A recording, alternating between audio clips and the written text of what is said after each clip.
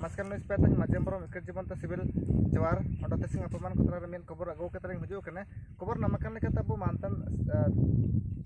Damodar Singh Hasta tekin abu समाज civil लेकर tekin तयकिन super कुरुमुट्रम ना कने मेन तो इना लेकर कत सिंह abu आम बागान जमशेदपुर रे abu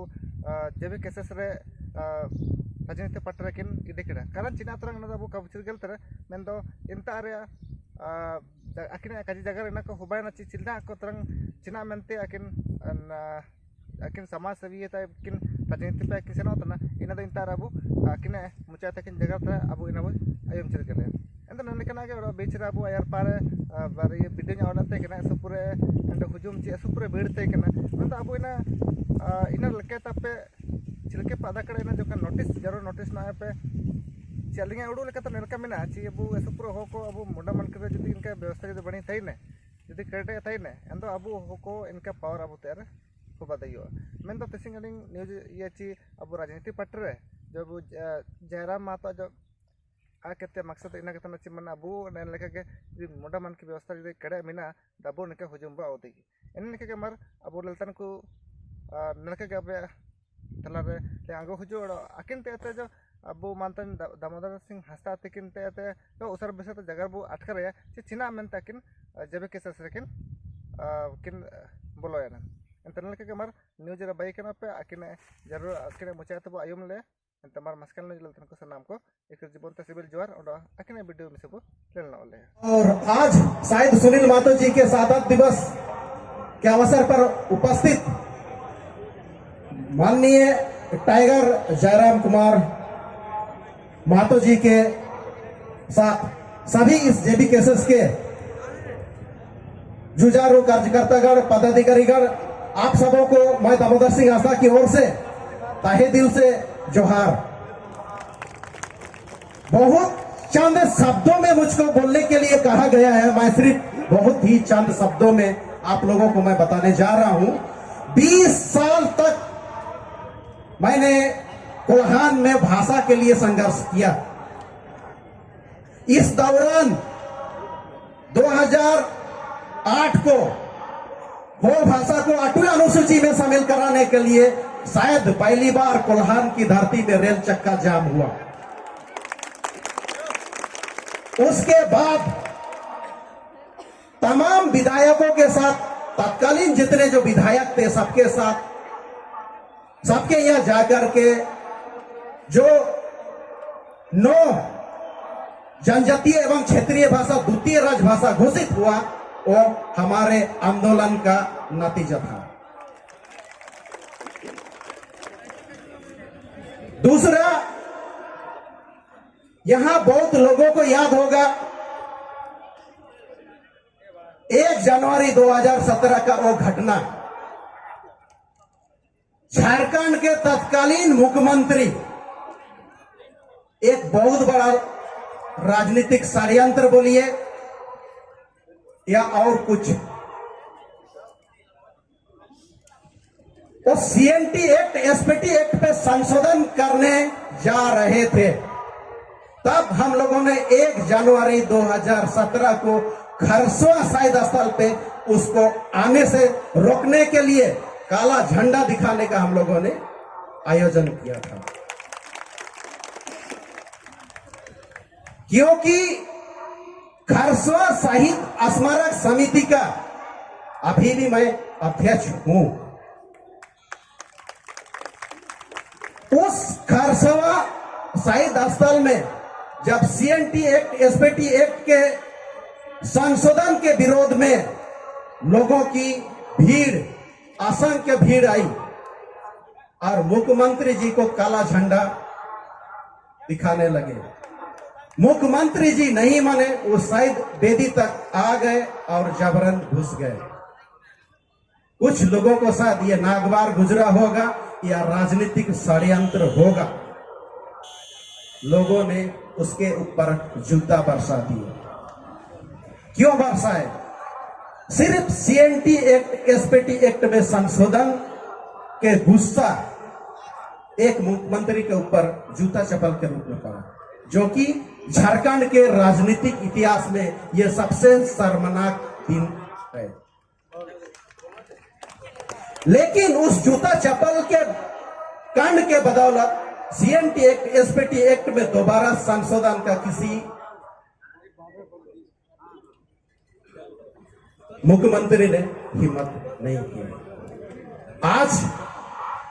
इस मंच पे मेरा जो जेबी केसेस यानी कि झारखंड भाषा खातियानी संघर्ष समिति में जुड़ने का सबसे बड़ा मकसद यही है कि भाषा का जो 20-22 साल तक एक झारखंडी भाषा को मान्यता देने के लिए, एक पहचान देने के लिए एक संघर्ष जो किए, उस संघर्ष में बाकी किसी ने साथ नहीं दिया। उस जूता चप्पल कांड में जो हुआ, क्योंकि वहां का आयोजन समिति के अध्यक्ष मैं होने के नाते उस जूता चप्पल कांड का सारा दोष मेरे ऊपर डाला गया। 11 धाराएं लगाई गई है और 7 साल तक उसके लिए हमको कोर्ट कचहरी का चक्कर कटना पड़ा। तब इस 1 जनवरी से पहले मैंने एक चीज बोला था कि अगर ये सरकार भी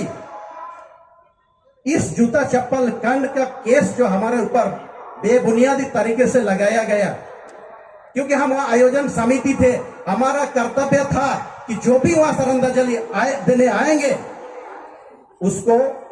मान सम्मान पूर्वक श्रद्धांजलि देने का। पिछले बार वही दोबारा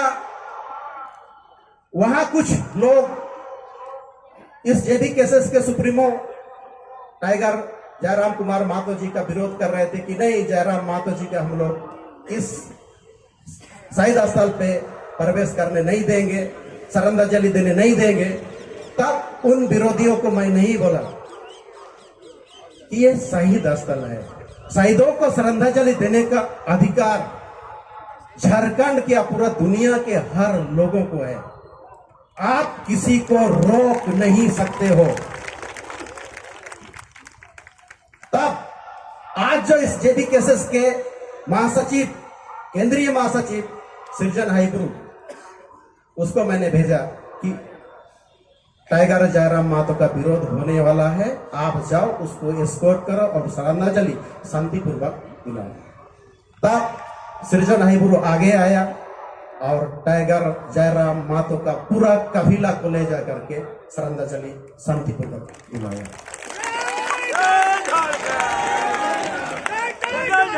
कहने का ये मतलब है कि हम इस जेडी केसेस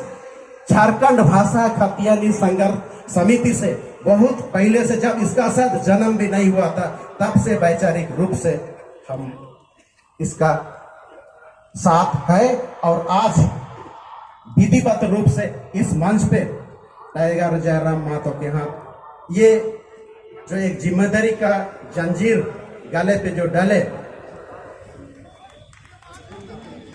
इस जिम्मेदारी को आगे बाखूबी निभाने के लिए तैयार हैं। साथ में एक चीज और जोड़ना चाहेंगे, संक्षेप में बोलते बोलते बहुत सारा चीजें छूट जाती है। 1 जुलाई से लेकर 14 अगस्त 2023 तक कोल्हान की धरती में हो भाषा को 8वें अनुसूची में शामिल कराने के लिए 15 दिवसीय लगभग 500 किलोमीटर हम लोगों ने पैदल यात्रा किया था। शायद ये पैदल यात्रा का सबसे लंबा ये रूट था। लेकिन कोल्हान के तत्कालीन जो या वर्तमान जो सांसद महोदय है, एक दिन भी समर्थन देने नहीं आई। वहां के जो सिटिंग एमएलए, उन लोगों भी हौसला अफजाई करने के लिए एक दिन भी इस पदयात्रा को साथ देने नहीं है। ये सबसे बड़ी दुखद घटना है हो भाषा के लिए। 2012 में हम लोग दिल्ली गए थे हो भाषा को 8वीं अनुसूची में शामिल कराने के लिए। उस समय तत्कालीन मुख्यमंत्री माधव कोड़ा जी थे। माधव कोड़ा जी ने हो भाषा को 8वीं अनुसूची में शामिल कराने के लिए कुछ काम नहीं किया। उल्टा वहां पर धर्मेंद्र प्रधान जी आज जो केंद्रीय पेट्रोलियम मंत्री हैं, उसने हमारे लिए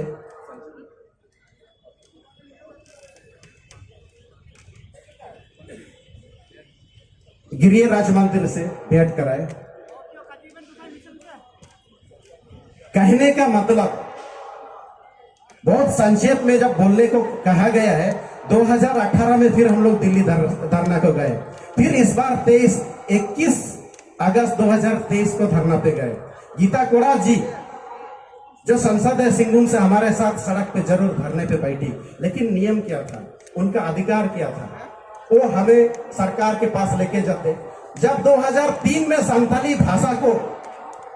सरकार मुर्मू जी विपक्ष में होते हुए झारखंड सरकार से शामिल करा सकते थे,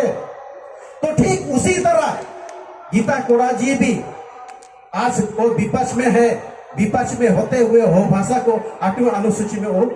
शामिल करा सकते थे, लेकिन नहीं। इसलिए हम पूरा सामाजिक संगठन के लोग